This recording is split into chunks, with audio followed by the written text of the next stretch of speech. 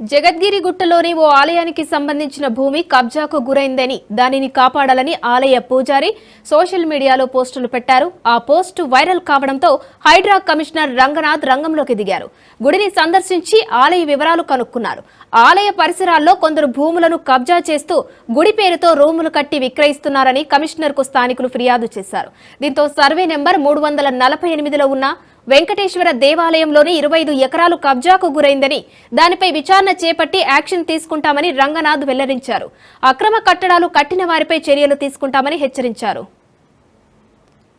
నిర్లక్ష్యంగా ఉన్నారు. వాటి మీద కూడా మేము తప్పకుండా ఒకసారి మొత్తం ఫ్యాక్ట్స్ తీసుకున్న తర్వాత సంబంధించిన గవర్నమెంట్ కి మేము నివేదిక రూపంలో వాళ్ళకి కూడా పరిగి చెరువు కూడా వెళ్తాము. ఇప్పుడు అది దాని అక్కడ కూడా కబ్జా అవుతూ అక్కడ కూడా చేస్తున్నారని అన్నారు. మనకి ప్రజావాణిలో వస్తుంటాయి, లేకపోతే ఇట్లా ఏముంది వాట్సాప్లలో వస్తుంటాయి, లేకపోతే మీడియాలో వస్తుంటాయి, లేకపోతే డైరెక్ట్ గా చాలా మంది మాకు ఉత్తరాలు రాస్తుంటారు.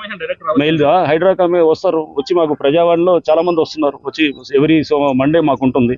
ఆ రోజు కూడా వస్తుంటారు. ప్రతి సోమవారం కాకుండా కొంతమంది అపాయింట్మెంట్ తీసుకొని రోజు ఒక 10 మంది వస్తుంటారు. అట్లా మా మండే మటుకు పెద్ద ఎత్తున వస్తున్నారు. వచ్చి వాళ్ళందరూ కూడా మార్నింగ్ నుంచి నైట్ దాకా కూర్చొని పొద్దున పోయిన ఈ లాస్ట్ సోమవారం అంటే భోగి ఉండే, అంతకుముందు సోమవారం పొద్దున 11 నుంచి రాత్రి 9 దాకా మేము కంప్లైంట్స్ తీసుకొని తప్పకుండా పరిష్కారం చేస్తాం.